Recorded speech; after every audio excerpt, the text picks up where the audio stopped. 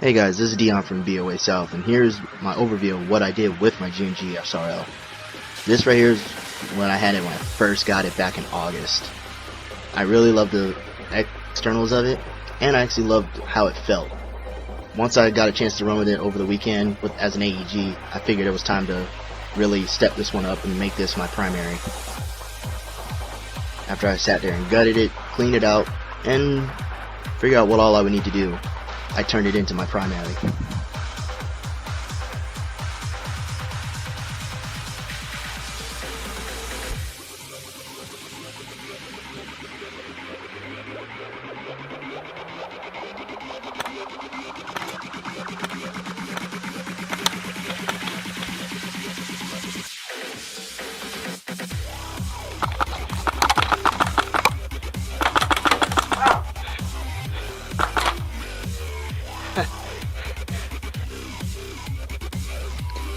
The first thing I did was install KeyMod rail segments onto the actual rail itself. So that way I can attach my flashlight, or whenever I do decide to do a selfie camera, place the contour on there.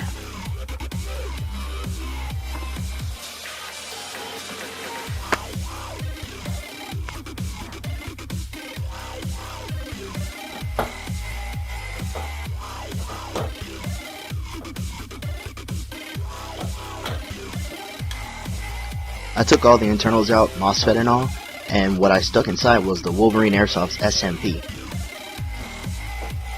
Instead of the 500 milliamp battery that came stock with it, I ended up modifying the connectors on another battery, a 1200 milliamp battery, so I can last a lot longer. And finally, I added the amped integrated grip line to match the color of the SMP.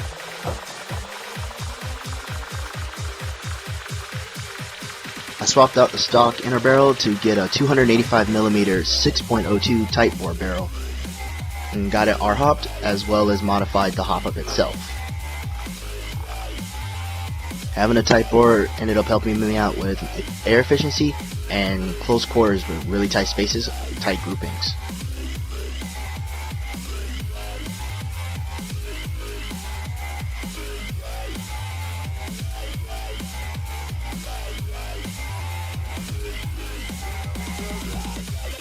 My choice of optic is an Elkin Spectre.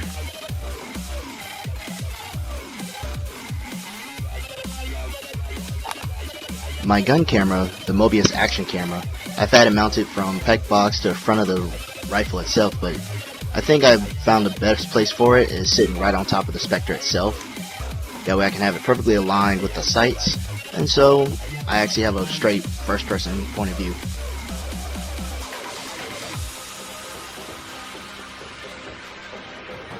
This Elkin is actually a real steel optic, so I have the actual red dot as well as the crosshair reticles in it. You can see the difference. Here it's mounted on the front of my gun. It makes it a little off center, showing off the shots. Whereas here, I have it sitting on top, so you see directly right in the center with no need to alter any angles or anything like that.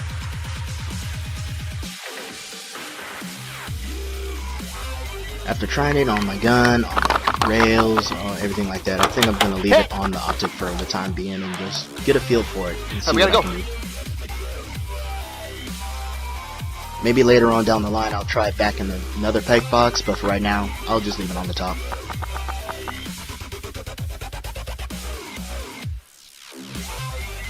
I spray painted the upper and the rails the OD green, kind of like from the inspiration of the GMG Predator series when they were talking about which color they wanted out next.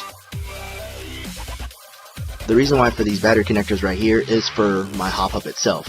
I modified it using LED lights and a resistor to make it a tracer unit within its own system itself. So all I need to do is plug a battery right inside and it'll go right in.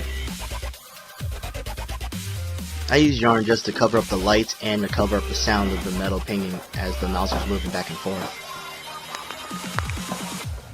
Depending on the situation and location, whether it be a day game or a night game, I'll always end up running with or without the can on the front.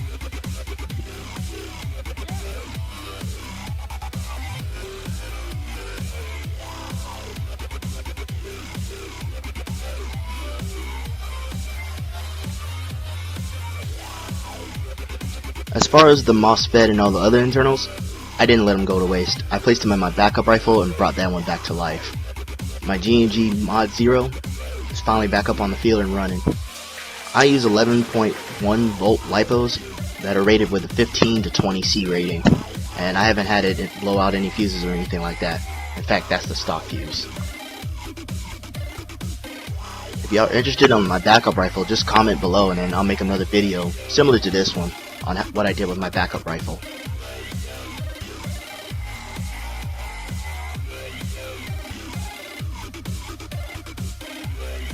I appreciate all the support that everyone's put in for it.